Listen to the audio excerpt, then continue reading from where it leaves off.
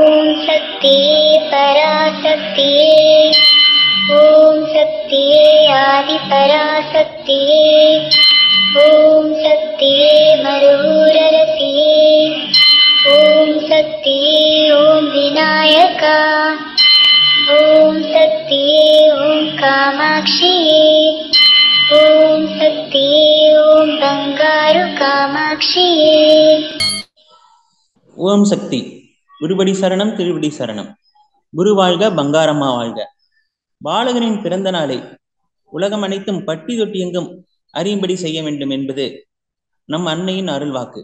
அதன் ஒரு முயற்சியாக உலகமெங்கிலும் உள்ள நமது சிறுவர்கள், எதிர்கால ஆன்மீக தூண்கள், அவர்கள் அன்னையை பற்றி அறிந்து கொள்ளவும் அவர்கள் மூலமாக மற்றவர்கள் அறிந்து கொள்ளவும் பங்காரம்மா யூடியூப் சேனலின் ஒரு சிறு முயற்சி இந்த பேச்சு போட்டி மற்றும் கட்டுரை போட்டி. இன்று நாம் பேச்சு போட்டியில் கலந்து கொண்ட சிறு குழந்தைகள், வெற்றி பெற்ற குழந்தைகள் ஒவ்வொருவராக பேச அளிக்கப் போகின்றோம். அவர்கள் அம்மாவின் பற்றி மிகவும் அருமையாக பேச இருக்கிறார்கள். முதலாவதாக சக்தி மகதி அவர்கள் நம்மிடம் அம்மாவை பற்றி சிறிது நேரம் பேசுவார்கள். சக்தி மகதி அவர்கள், வாங்க சக்தி, கொஞ்ச நேரம் அம்மா பத்தி பேசுங்க சக்தி. ஓம் சக்தி. ஓம் சக்தி. குருவடி சரணம், திருவடி சரணம். என் பேர் சக்தி மகதி. நான் மேல்மருவத்தூர்ல இருந்து பேசுறேன். நான் இப்பொழுது மேல்மருவத்தூரின் தனித்துவம் பற்றி கூற வந்துள்ளேன். ஜோதி தரிசனம் ஒரு புண்ணிய தரிசனம். ஜோதி தரிசனம் ஒரு பாவ விமோச்சனம். அதிலும் மருவத்தூரில் ஜோதி தரிசனம் மிகவும் மகத்தான தரிசனம். ஏனெனில் மருவத்தூர் திருத்தலத்தில் தான் ஞானிகளும் சித்தர்களும் கடும் தவம் செய்த இடம் மேல்மருவத்தூர். சித்தர்களின் தவத்திற்கு மனமிறங்கிய அன்னை ஆதிபராசக்தி ஜோதி வடிவில் காட்சி அளிக்கின்றார்.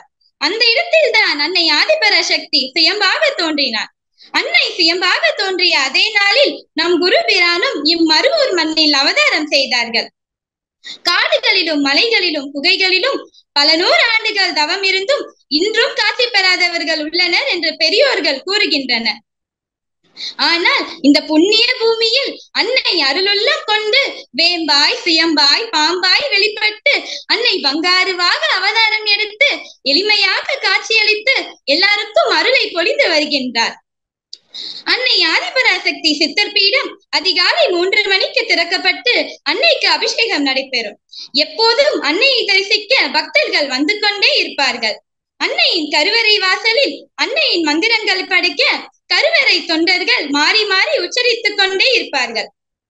தமிழில் மந்திரங்கள் சொல்வதும் அர்ச்சனை செய்வதும் மருவூர் ஆலயத்தில் தான். தமிழில் மந்திரங்கள் சொல்லும் போது எமக்கு புரியும், அர்த்தமும் விளங்கும். எங்கள் அம்மா இதை கண்டிப்பாக கடைபிடித்ததால் தான் ஓலை குடிசையில் இருந்த ஆலயம் இப்போது கலை, அறிவியல், பொறியியல் கல்லூரி, மருத்துவக் கல்லூரி, மருத்துவமனை உட்பட்ட அனைத்தையும் தன்னகத்தை கொண்டு இயங்குகிறது. சித்தர் பீடத்தில் பெண்களுக்கு தான் முக்கியத்துவம் தருவார்கள். ஆதிபராசக்தி பெண் தெய்வம். அந்த தெய்வம் குடியிருக்கும் ஆலயம் மருவத்தூர் ஆலயம்.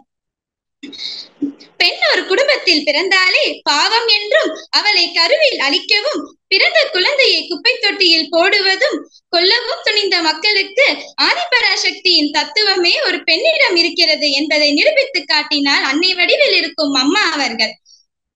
பெண்களை முன்னிட்டு நடத்தும் அளவு கொண்டு வந்தார்கள் நம் அம்மா.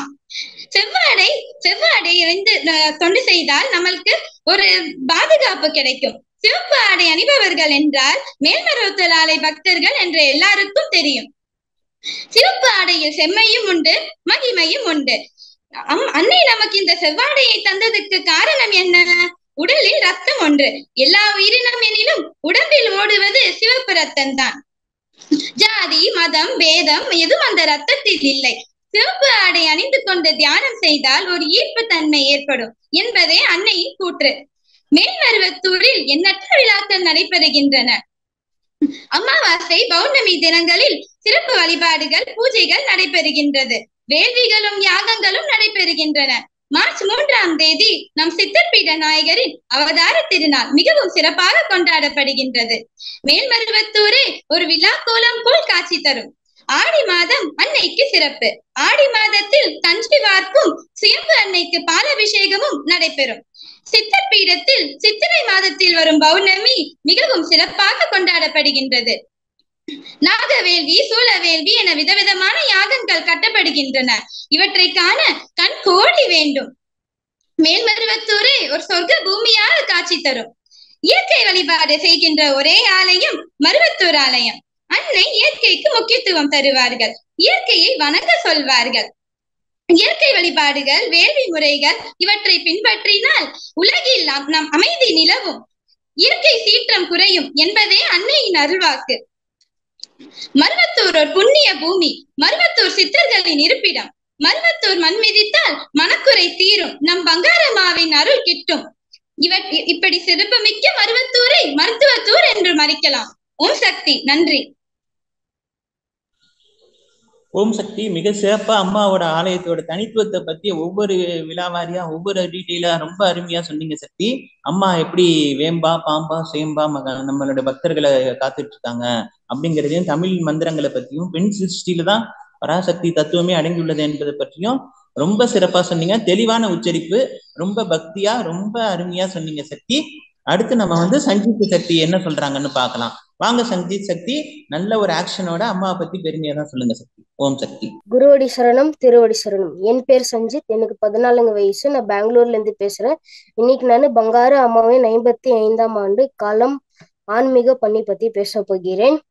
பங்காரு அடிகளார் மூத்த மகனாக 1941ஆம் ஆண்டு மார்ச் 3ஆம் தேதி தமிழ்நாட்டின் சென்னையில் இருந்து 80 கிலோமீட்டர் தொலைவில் உள்ள மேல்மருவத்தூர் என்ற சிறிய கிராமத்தில் பிறந்தார்.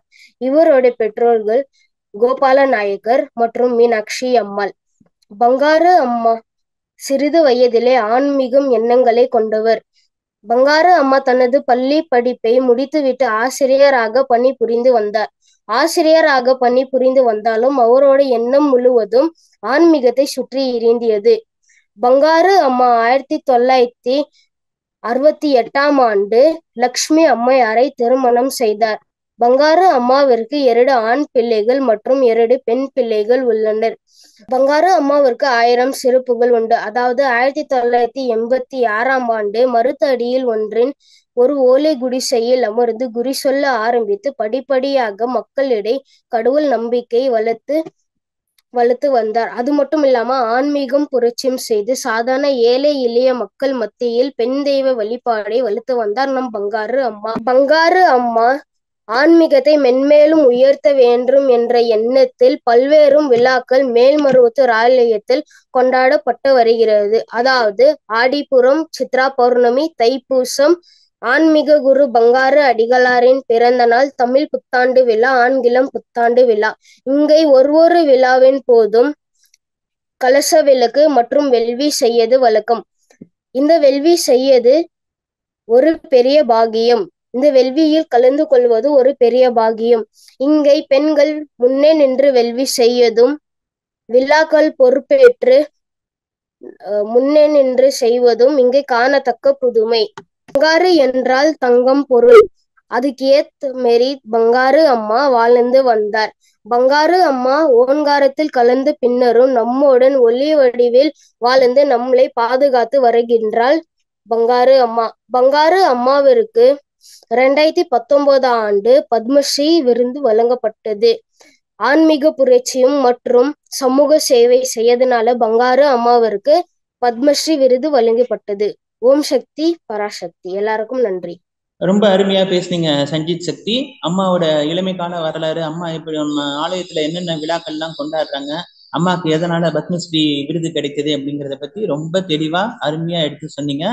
அடுத்து நம்ம வைசாலி சக்தி அம்மாவை பத்தி என்ன சொல்றாங்கிறத பார்க்கலாம். ஓம் சக்தி. வைசாலி, உங்க கருத்தை சொல்லுங்கம்மா. ஓம் சக்தி. அனைவருக்கும் வணக்கம்.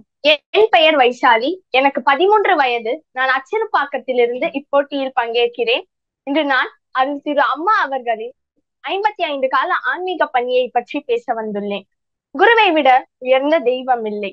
குருவின் அருளை விட சிறந்த அருள் இல்லை. குருவை வணங்குவதை விட உயர்ந்த நிலை இல்லை. நமக்கெல்லாம் குருவாய் அன்னை ஆதி பராசக்தியின் மறு உருவமாய் இருந்து நமக்குள் ஆன்மீகம் என்னும் கதவை திறந்தவர் நம் அம்மா. பெண்களை ஒதுக்கி கொண்டிருந்த இச்சமூகத்தில் பெண்களுக்கென்ற முன்னுரிமை, மாதவிடாய் காலத்திலும் பெண்களை கருவறைக்குள் அனுமதித்த பெருமை நம் அருள் திரு அம்மா அவர்களையே சேரும். பெண்களுக்கு முன்னுரிமை, பெண்களுக்கு வேலை வாய்ப்பு, பெண்களின் பாதுகாப்பிற்கு பெயர் போன இடமாக மேல்மருவத்தூர் விளங்குகிறது. அம்மா சொல்லிய ஒவ்வொரு வாக்கும் இன்றளவும் நம் அன்றாட வாழ்க்கைக்கு பொருந்தும்படியாக அமைந்துள்ளது. நாம் அனைவரும் இயந்திரம் சார்ந்த வாழ்க்கைக்கு மாற்றமடையும் போது இயற்கைதான் இறைவன், இயற்கையை அழித்து இறைவனை தேடாதே என்று அன்னை ஆதிபராசக்தியின் மறு உருவமாய் அம்மா நமக்கு எடுத்துரைத்தார். ஒவ்வொரு ஆன்மாவிலும் ஒரு ஆற்றல் உண்டு என்று அறிந்து அச்சக்தியை வெளிப்படுத்த அவர்களுக்கெல்லாம் உதவினார் நம் அம்மா. நாம் அனைவரும் அன்னை ஆதிபராசக்தியின் குழந்தைகள் என்று அடிக்கடி சொல்வார் நம் அம்மா. சிறப்பு குழந்தைகளுக்கும் ஒரு ஆற்றல் உண்டு என்று அறிந்து அச்சக்தியை வெளிப்படுத்த அவர்களுக்கென கல்வி நிலையம் ஒன்றை நிறுவினார். அந்நிலையத்திற்கு ஆதிபராசக்தி அன்னை இல்லம் என்று பெயர் வைத்து அவர்களுக்கெல்லாம் அன்னையாய் அரவணைத்துக் கொண்டார் நம் அம்மா. இந்நாளளவும் 1500க்கும் மேற்பட்ட குழந்தைகள் இங்கு பயன்பெற்றுள்ளனர். மது மற்றும் போதைக்கு அடிமையாகி கொண்டிருந்த இளைஞர்கள் அம்மாவின் வாக்குக்கேற்ப தொண்டு செய்து வருகின்றனர். சாதி மதம் பேதமின்றி அனைவரும் சமம் என உணர்த்தும் வகையில் செவ்வாடை அணிந்து ஆன்மீக சேவையை செய்து வருகின்றனர் நம் தொண்டர்கள். ஆதிபராசக்தி மருத்துவமனை, ஆதிபராசக்தி கல்லூரிகள், ஆதிபராசக்தி பள்ளிகள் என பல்வேறு நிலையங்களை நடத்தி வருகிறார் நம் அம்மா.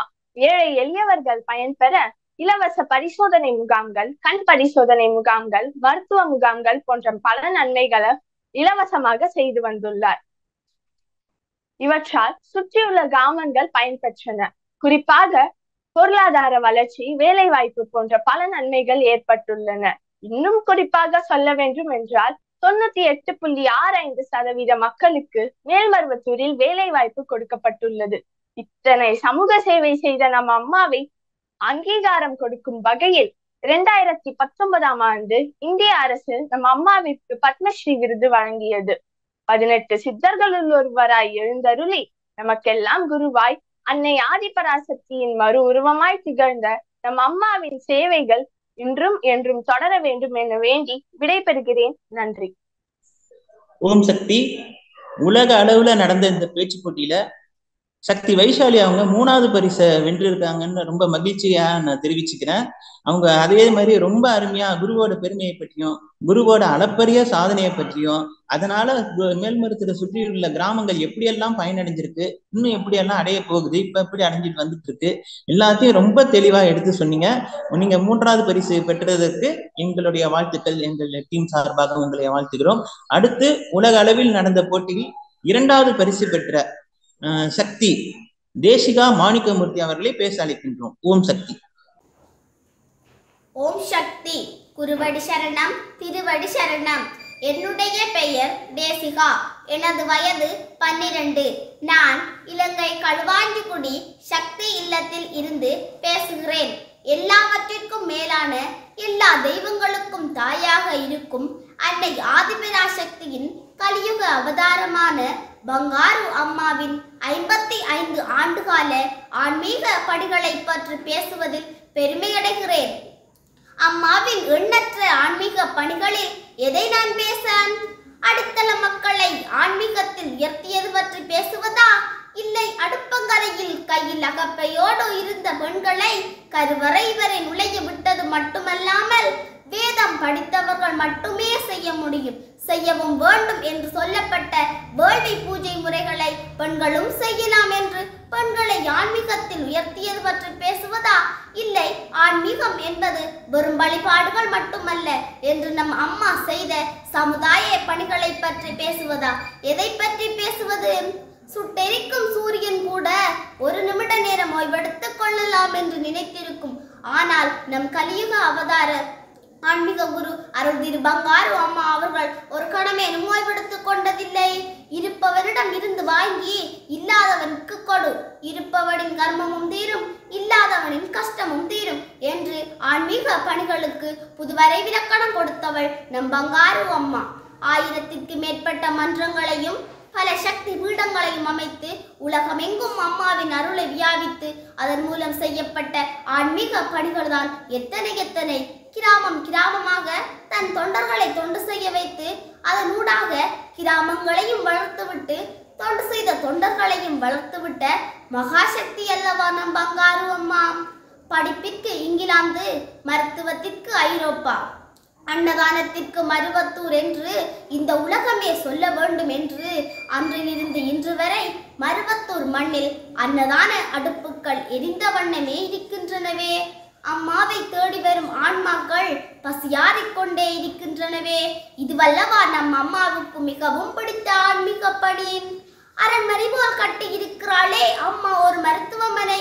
அதன் மூலம் எத்தனை விதமான மருத்துவ பணிகளையும் இலவச சத்திர சிகிச்சைகளையும் செய்து வருகிறாள் என்பதை இந்த உலகமே அறியும்.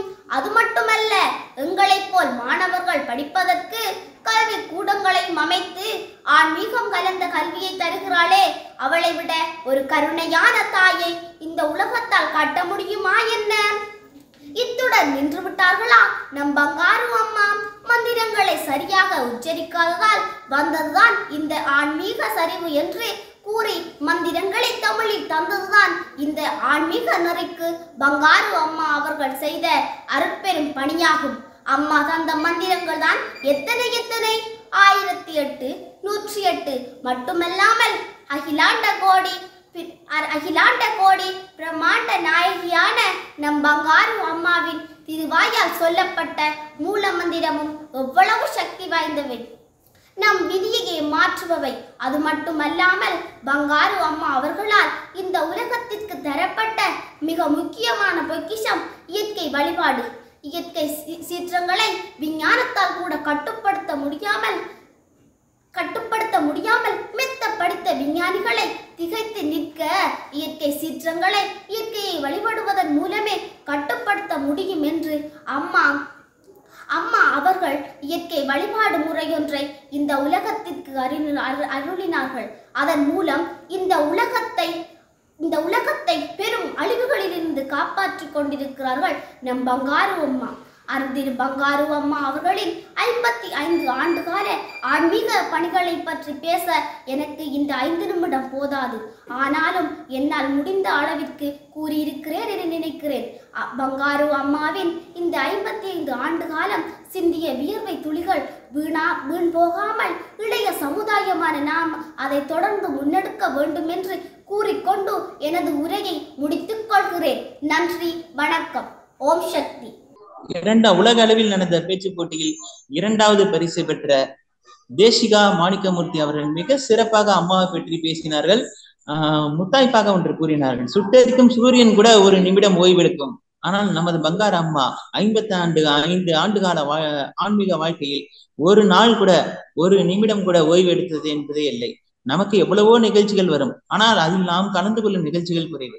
ஆனால் நமது பங்காரு அம்மா தான் கலந்து கொள்வதாக உத்தேசித்த அனைத்து நிகழ்ச்சிகளிலும் கலந்து கொண்டு அனைவருக்கும் அருளையும் ஆசையும் எவ்வாறு வழங்கி கொண்டிருக்கிறார்கள் என்பதை பற்றி உலக அளவில் நடந்த பேச்சு போட்டியில் 2வது பரிசு பெற்ற தேசிகா மாணிக்கமூர்த்தி அவர்கள் மிக சிறப்பாக எடுத்துரைத்தார்கள்.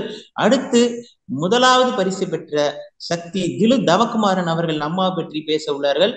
அவர்களை நாம் ஆர்வமாக வரவேற்போம். ஓம் சக்தி. திலு அவர்கள் உங்களுடைய பேச்சை தொடங்குங்கள். ஓம் சக்தி. குருவடி சரணம், திருவடி சரணம். என்னுடைய பெயர் திலு. எனது வயது 14. நான் இலங்கை களுவாஞ்சிக்குடி சக்தி இல்லத்திலிருந்து பேசுகின்றேன். நான் பேச எடுத்துக்கொண்ட தலைப்பு இளைஞர்கள், பெண்கள் மற்றும் தாழ்த்தப்பட்ட மக்களின் ஆன்மீக முன்னேற்றத்திற்கு அருள் திரு பங்காரு அம்மா என்பதாகும். ஆன்மீகம் என்பது வயதானவர்களுக்கு மட்டுமே என்ற எண்ணத்தை தவிடுபொடியாக்கி இளைஞர்கள் கையில் மறுபூர் ஆன்மீகம் எனும் பொக்கிஷத்தை தந்தவள் நம் பங்காரு அம்மா.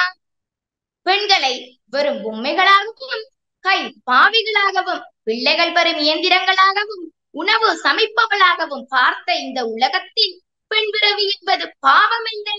பெண் சிருஷ்டியிலேதான் பராசக்தி தத்துவமே அடங்கியுள்ளது என்று புதிய தத்துவத்தையே இந்த உலகத்திற்கு அறிமுகம் செய்தவள் நம் தாய் கலியுக அவதாரமான பங்காரு அம்மா ஆகும்.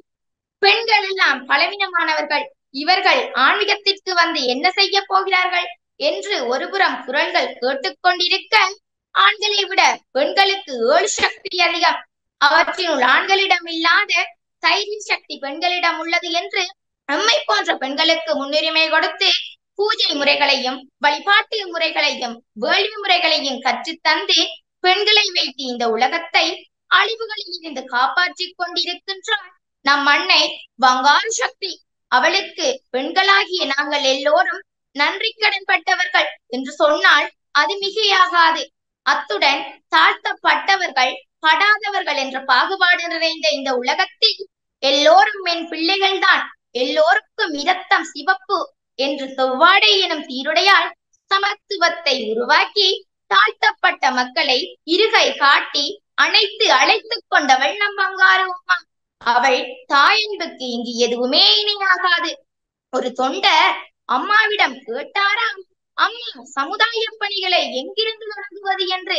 அதற்கு அம்மா, மகனே, வீதியோரம் இருக்கிறார்களே மக்கள், அவர்களிடமிருந்து ஆரம்பி என்று கூறினார்களாம். அது மட்டுமல்லாமல் அதிகளவு பாமர மக்கள் வந்து போகும் திருத்தலமும் மேல்மருவத்தூர் தான். அத்துடன் அதிகளவு பாமர மக்களை கொண்டுள்ள குருவும் நம் பங்காரு அம்மாதான். அதனால் தான் பங்காரு அம்மாவர்கள் படித்தவனை விட பாமரனுக்குத்தான் என்னையும் என் ஆன்மீகத்தையும் புரிந்து கொள்ள முடியும் என்று கூறியிருக்கிறார்கள். அது மட்டுமல்லாமல் அதிகளவு பாமர மக்களை கொண்டுள்ள குருவும் நம் பங்காரு அம்மாதான்.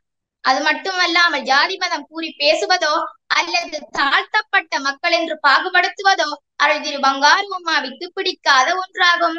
சமத்துவம் என்கின்ற வார்த்தை வெறும் பேச்சளவில் மட்டுமல்லாமல் செயல் வடிவில் காணப்படுகின்ற ஒரே திருத்தலம் மேல்மருவத்தூர் மட்டும்தான்.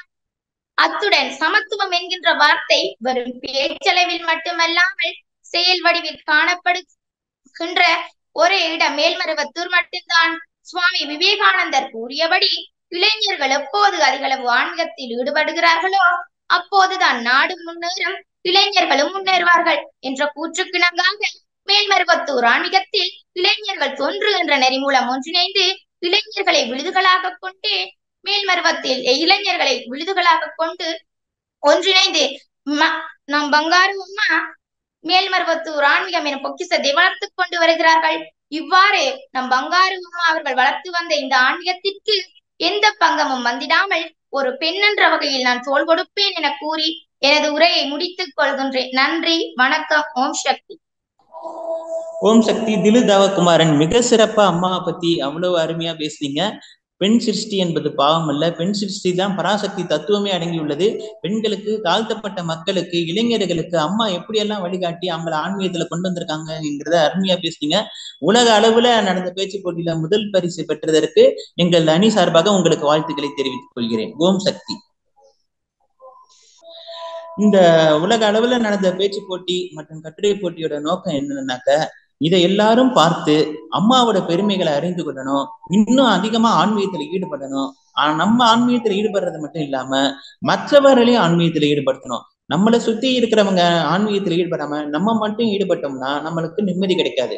அதனால மற்றவர்களையும் ஆன்மீகத்துல ஈடுபடுத்தி உலக அளவுல ஆன்மீகத்துல ஈடுபடுறவங்களோட எண்ணிக்கை அதிகமானாதான் இந்த உலகம் ஒரு சுபிட்சமான நிலையை அடையும்.